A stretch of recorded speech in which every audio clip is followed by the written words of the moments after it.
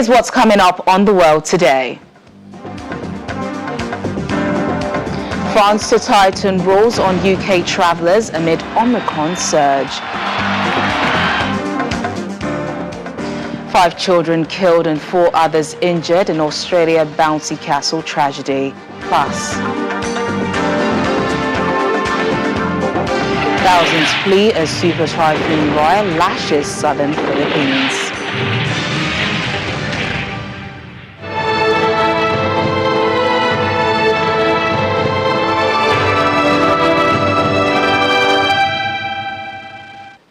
Hello and welcome to the program. I'm Teniola Shuboale. France has said it will tighten restrictions on travellers arriving from the United Kingdom as infections linked to the Omicron coronavirus variant surge in Britain. The latest figures show new COVID-19 infections in the UK reached the highest daily level since the beginning of the pandemic, with more than 78,000 total cases reported on Wednesday. Here's more on this and other developments from around the world on our COVID-19 Global Update. Voilà, et un dernier, on enlève le placard. C'est bon, on a la micro. Attends, ça avait affiché 0 jusqu'à 10 secondes. Ah ouais, c'est bon quoi. Ouais. Il y a du sang dedans, donc faut que je purge. The French government says from Saturday, all non-residents from Britain would have to give a compelling reason for traveling to France. All arrivals would have to provide a negative COVID test less than 24 hours old and isolate for at least 2 days. The UK recorded 78,610 new COVID cases on Wednesday, the highest number reported since the start of the pandemic. Slightly more than 10,000 have been confirmed as Omicron, but it's thought that about twice that number are cases of the new variant. Italy has also introduced tougher restrictions for travelers arriving from the EU countries, with entry requirements even for those double vaccinated, now needing a negative COVID-19 test before they enter. Non-vaccinated EU travelers have to quarantine for 5 days on arrival. The restrictions will stay in place until January 31st, 2022. Away from Europe, South Korea says it will reinstate stricter social distancing rules a month and a half after easing them under a living with COVID-19 policy. Curbs will return from Saturday to January the 2nd, limiting gatherings to no more than 4 people as long as they are fully vaccinated, and forcing restaurants, cafes and bars to close by 9 p.m. Unvaccinated people can only dine out alone or use takeout or delivery services. Indonesia has identified its first case of Omicron coronavirus variant in a person who has no history of overseas travel. The health minister says there are 5 more suspected Omicron cases, including 2 Indonesians who had recently returned from the United States and from Britain, and 3 Chinese nationals currently in quarantine. Canada's government has implored its residents not to leave the country as provinces ramp up vaccinations to combat the fast-spreading Omicron coronavirus variant. So today, I have the task of confirming that our government is officially advising Canadians to avoid non-essential travel outside Canada. To those who were planning to travel, I say very clearly, now is not the time to travel.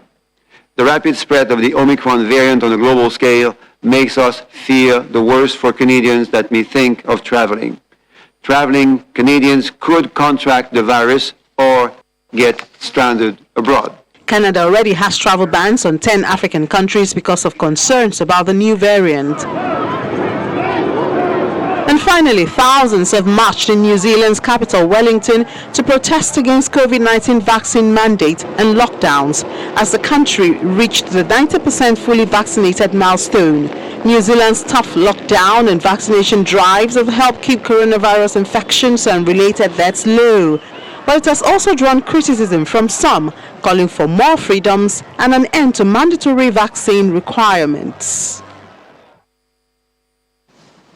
In the meantime, EU leaders are discussing a joint response to the spread of the Omicron variant. EU countries have been debating for a week now over how to coordinate internal travel policy, with differences of views over how long vaccines are effective, and both Portugal and Italy are now requiring tests for even vaccinated travellers. And as we heard earlier, France has imposed tighter restrictions for UK travellers. Well, the VOA's Maria Gallivan joins us now from Paris for more on the situation in Europe. Thank you so much for your time on the program. It seems France is one step ahead of other EU countries meeting today, imposing travel restrictions on travellers and non-residents from the UK. This is coming very close to Christmas, though. I'm sure a lot of people have made plans. What reaction is this getting in France? Well, France is very concerned about the Omicron virus variant because at the moment France has a very low level of it, whereas neighbouring Britain is very high. So they want to keep it that way for now. They don't want it to spread as wildly as other variants have done.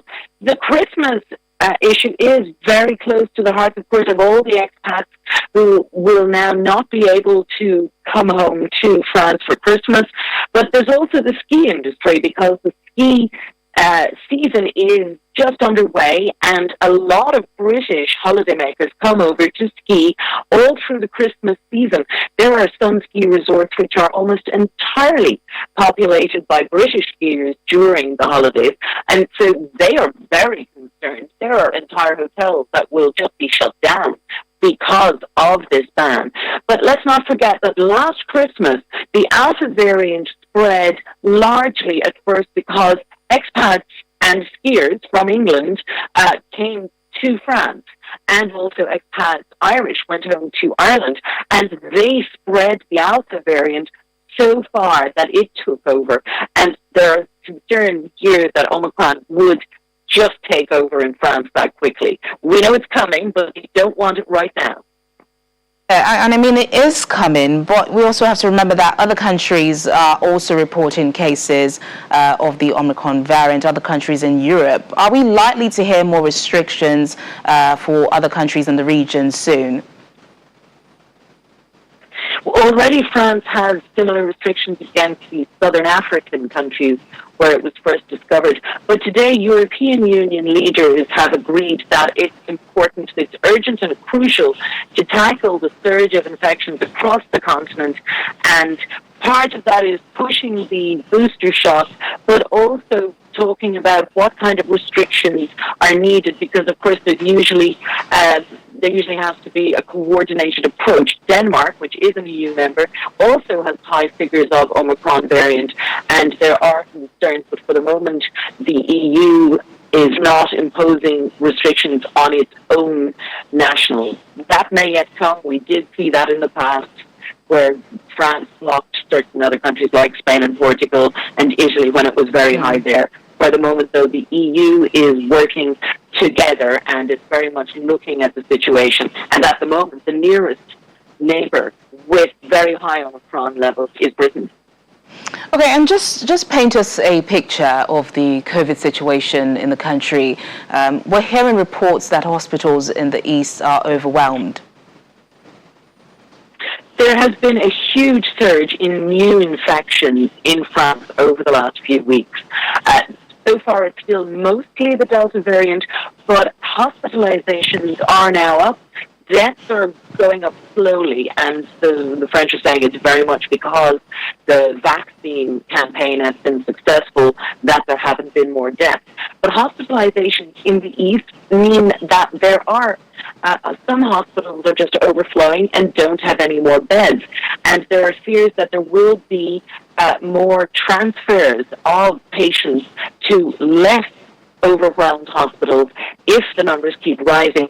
Added to that is the fact that medical workers over the past 2 years have been exhausted, and a lot of people have left the profession because they couldn't cope anymore.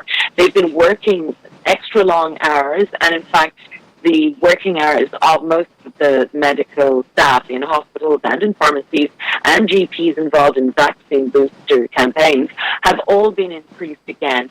And many of them are saying, look, I just can't take anymore. And it's also quite traumatic for many of them to realize that there are people who are not vaccinated who are coming in and who are very seriously ill in the hospital, and they feel helpless against that. And there are even some who have faked vaccine passes. One woman who faked the vaccine pass, lied to the hospital, then died because she was treated as someone who should not have been that sick because she was supposedly vaccinated. And all of that is adding to a lot of tension in the hospital. Yeah, a really, really tragic situation. The VOA's Maria Gallivan, thank you so much for joining us on the program. You're welcome. And moving on now, UK Prime Minister Boris Johnson has insisted the country is not being put into lockdown despite accusations from some of his own MPs. The Prime Minister says he's telling the public to cancel events, but urging them to exercise caution ahead of the Christmas holidays. I think what Chris Whitty and I are saying is, what we're all saying is, we don't want to make your choices for you about your social life. We're not closing things, but what we are saying is people should be cautious and they should think about their activities in the run-up to Christmas. Nobody wants to get Omicron and be unwell and be forced to isolate. But the fastest route back to normality is for everybody to get boosted now.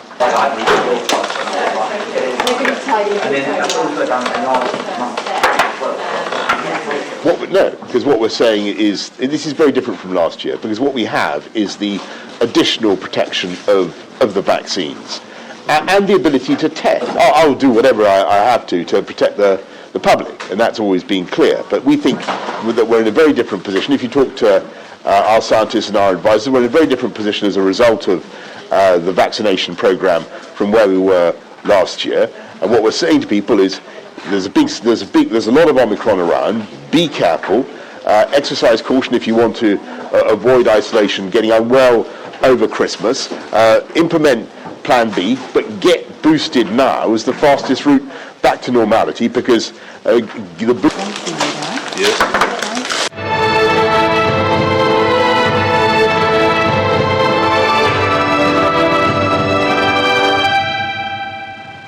Away from the COVID-19 pandemic, 5 children have died and 4 others are injured after falling from a bouncy castle that was blown away into the air in Australia. The accident, caused by a wind gust, happened at a primary school fun day in Devonport, Tasmania. Police say the children had fallen from a height of about 10 meters. It's difficult for me to find the right words in such tragic circumstances, in which, as we've just heard, very sadly, 4 children have passed away. I'm certain that I speak for all Tasmanians in extending my deepest sympathies to the family, friends and loved ones of everyone affected by today's tragedy. For the 5 children who remain in hospital, our thoughts and prayers are with them and their families and their friends during this very difficult time.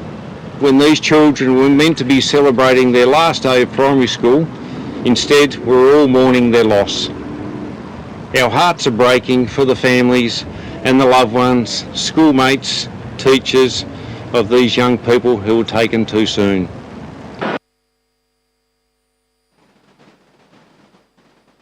There's still to come on the programme. We have some good news as the latest Ebola outbreak in the east of the Democratic Republic of Congo is declared over. More details in a moment. Please stay with us. Thanks for staying with us. Over in the Philippines, tens of thousands of people have been evacuated from their homes as what officials describe as one of the world's strongest storms of the year made landfall in mid-eastern parts of the island nation. The Philippines Weather Bureau says Typhoon Rai made its first landfall at about 5:30 a.m. local time. The agency warns of very destructive typhoon-force winds in parts of the country and says it expects to see storm surges in coastal areas as well as flooding and landslides in mountainous areas. Strong winds, heavy rain and flooding hit parts of central and southern Philippines as Typhoon Rai rapidly intensified to a Category 5 storm, forcing mass evacuations and flight cancellations. Power and communication lines are currently down in some areas, and the UN says 13 million people could be affected by the typhoon. Tens of thousands of people living in coastal areas have already been forced to evacuate. According to the National Disaster Mitigation Agency, 8 regions in the country have been placed on the highest level in emergency preparedness and response protocol.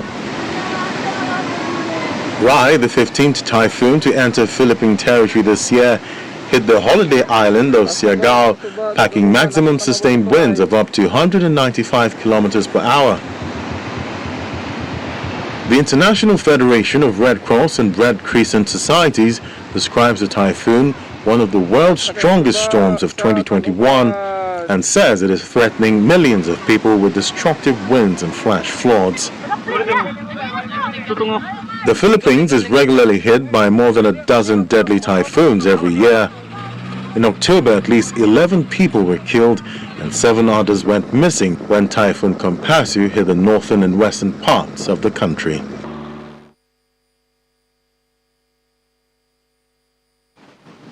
Less than a week after a swarm of powerful tornadoes devastated Kentucky and 4 other U.S. states, a dust storm has hit parts of the Great Plains and Upper Midwest. The low-pressure wind system has triggered power outages in 4 U.S. states, including more than 100,000 homes and businesses in Colorado by Wednesday evening. Officials warn that the storm system could also batter the region with thunderstorms and snow.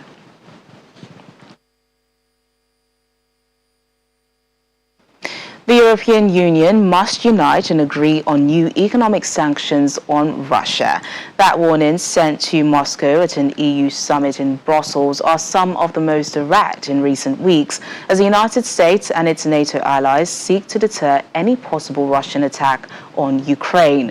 EU leaders say the bloc is being assaulted on multiple fronts by Russia, citing possible Russian military strikes from Belarus.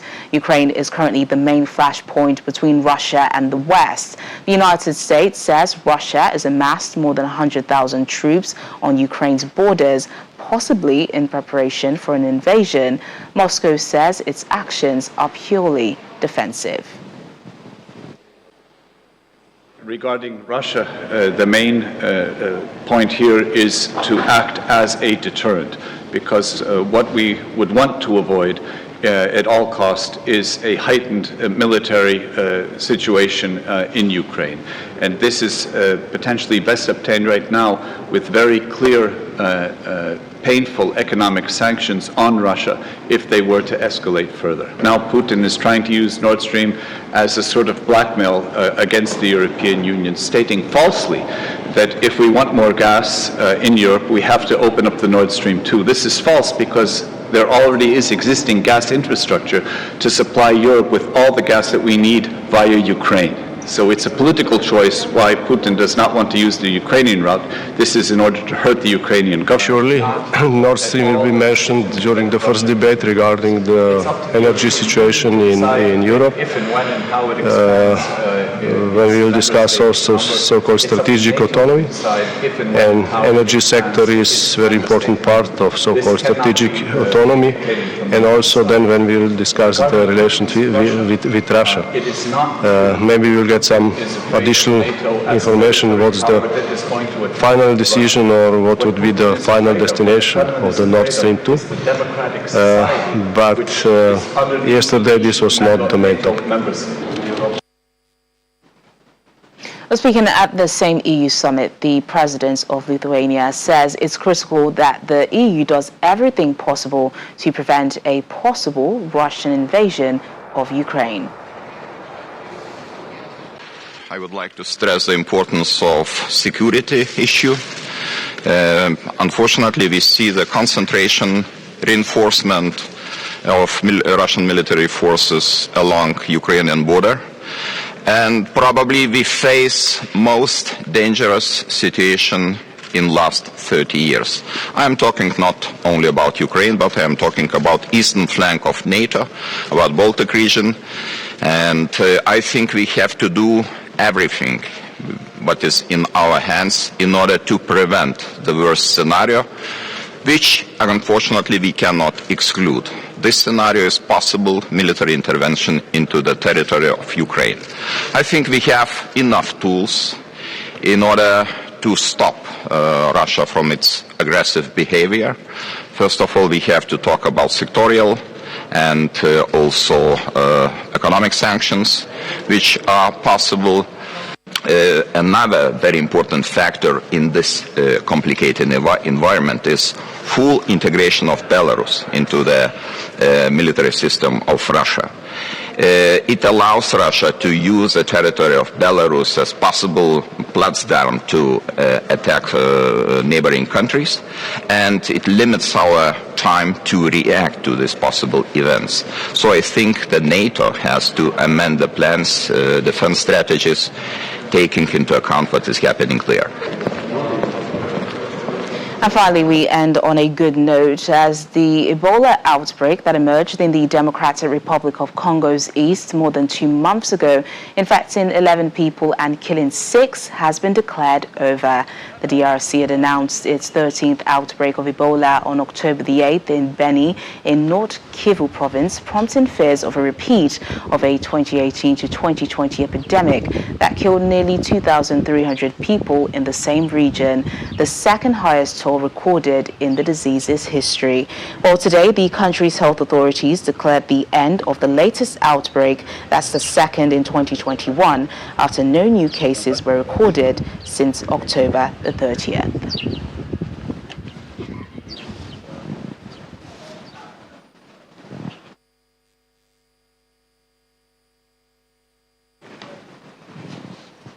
And that's the program today. Thank you so much for watching. I'm Teniola Shoboale.